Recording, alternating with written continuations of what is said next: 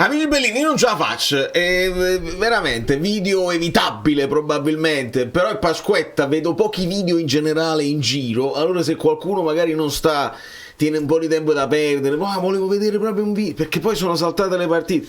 Sento polemiche, cominciamo?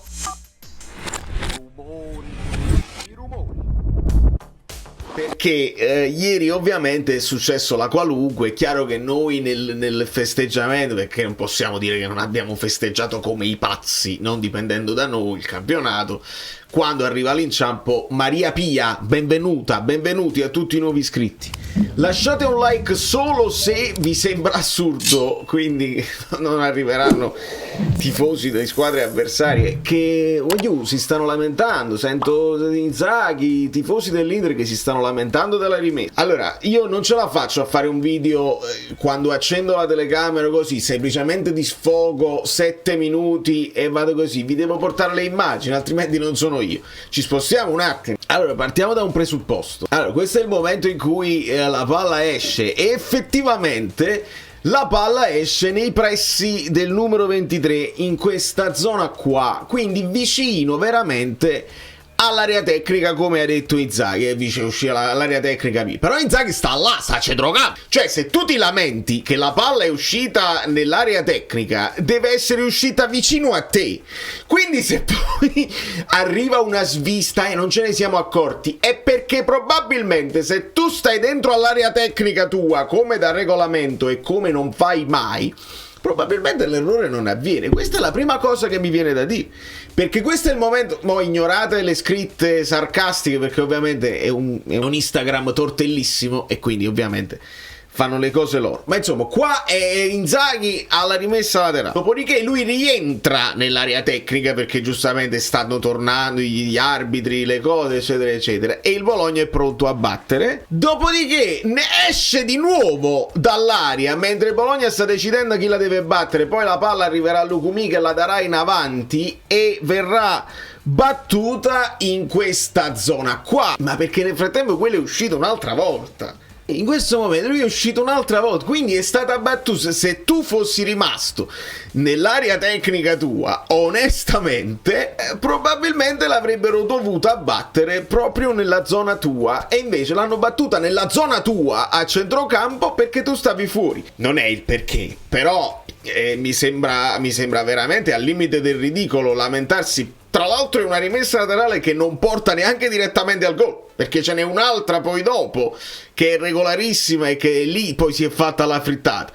Vi vedo nervosi, vi vedo nervosetti, e mi hanno anche girato un video degli amici bellini di un finale nervosissimo Acerbi Lucumí, e non prendo le immagini perché ovviamente non posso prendere le immagini, ma se vi capita di guardate che c'è pure Bissek che non è proprio per la quale, ma queste sono idee mie, non abbiamo gli audio e quindi non possiamo assolutamente sapere il contenuto del diverbio tra Acerbi e Lucumí, che però ha uno scatto importante.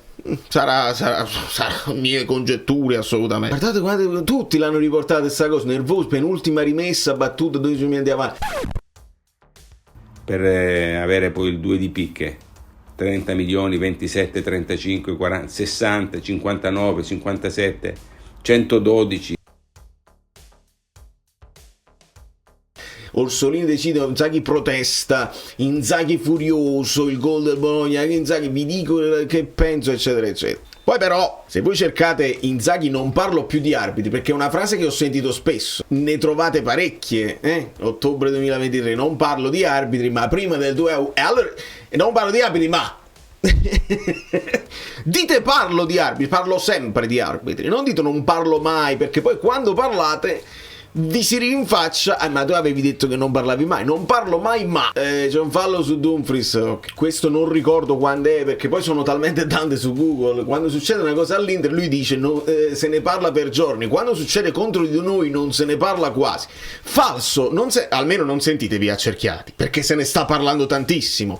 È la cosa di cui si parla di più oggi, al di là ovviamente dei rinvii delle partite, che secondo me hanno più senso, ha più senso senso, secondo me, montare una polemica su quelle cose là, dove la responsabilità è da cercare altrove, ai piani alti, ma è successa la cosa più grande possibile che possa succedere in Italia, e quindi là te la devi prendere un po' con la sfortuna, perché in questo caso a noi va bene che dobbiamo incontrare il Torino, ma andiamo con ordine, senza parlare di arbitri, allenatori o altro. Volevo solo difendere il mio, vabbè. Gli arbitri possono sbagliare, allora poi quando devi dire gli arbitri possono sbagliare. E qua era il periodo, se non sbaglio, della Supercoppa, dove succede questa cosa simpatica. Ecco dove esce la palla, lo vedete vicino proprio allo stacco tra Ita e Super Cup, e vedete dove di corsa, proprio molto oltre il centrocampo, la va a battere Di Marco, e in questo caso da questa rimessa arriva proprio il gol dell'Inter. E là invece gli arbitri possono sbagliare. A me non piace parlare degli arbitri, e dai però, e dai, quante facce avete? Come le volete avere queste facce? Quando succedevano queste cose qua, vabbè, ma può capitare, perché quando succede a noi ne parlate e quando succede contro noi nessuno se ne parla? È come se se ne parla, vi sentite accerchiatissimi, dovete stare calmi, specialmente perché oggi dovevano esserci le partite che, tra virgolette, apro virgolette, ovviamente chiuso virgolette, si sono dovute rinviare, quindi anche i casini dei fantacalcio. A me sembra una decisione logica, visto che sono riusciti a rinviarle a dopodomani. Tutti si aspetta e non si fanno 6 politici dove poi ci sono attaccanti che fanno in tutte le squadre, cioè tutti chi ha puntato su Vlahovic, chi ha puntato su Keane. Insomma, si falsano i campionati, anche i campionati di fantacalcistici si falsano così. Nelle leghe normali si aspetta, questa è una frecciatina che lancia un'altra lega, però lì, se vogliamo, una polemica si può fare. Io mi sono svegliato che Amberi, che disastro, perché non si capiva niente. Ovviamente arrivava la notizia e le prime notizie cominciavano a dire Coco non salta il Napoli, perché la squalifica che deve fare la deve scontare adesso, e invece poi la sconterebbe, eccetera. Tutto questo poi è saltato. Immagina uno che fa il video di fretta, e invece no, mi prendo sempre il mio tempo per aspettare qualcosa di pregnante, tipo Sudakov.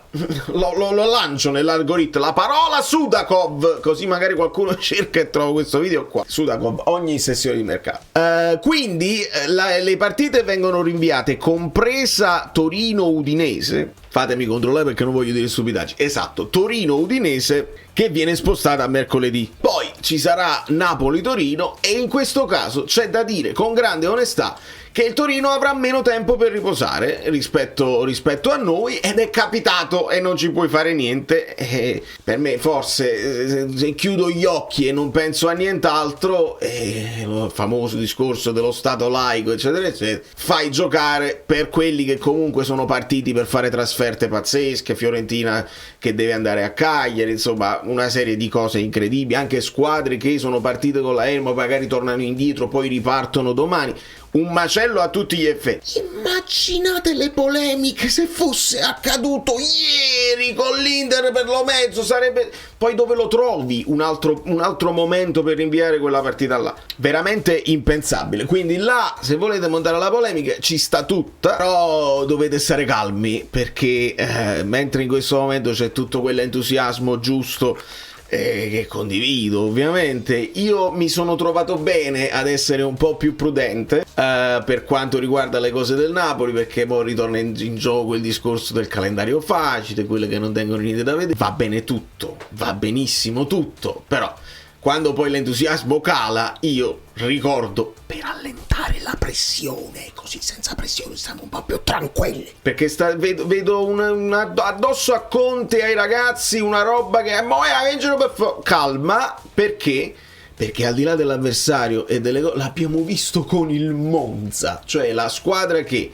non sta lottando per salvarsi più, perché oramai lo sanno tutti che sono andati, quindi non ha nemmeno le cose, quel dovere di lottare che avrà per esempio il Lecce, che potrebbe avere il Cagliari, il Parma. Quindi, a parte queste cose qua, dipende da noi, amici miei, non dipende dagli avversari. Lo abbiamo visto nel primo tempo contro il Monza. Dipende da noi, non dipende dal calendario e dagli avversari. mentre l'Inter in qualche modo l'ha persa, però la stava giocando la partita, in qualche modo sembrava un pareggio scritto contro una squadra in grande forma come il Bologna, e si stava creando un certo equilibrio, no, tra Inter e Napoli, pareggio, che poi porterebbe allo spareggio, pareggio col Bologna che aveva pareggiato con il Napoli, quindi aveva tutto un senso logico, e arriva Orsolini a scompaginare, ovviamente. Però no, io non sono abituato, cioè più che non essere abituato dobbiamo ritornare ai pensieri di parecchio tempo fa, quando l'entusiasmo del gol di Koulibaly a Torino ci diede "oh loco, dai che stiamo là", e poi.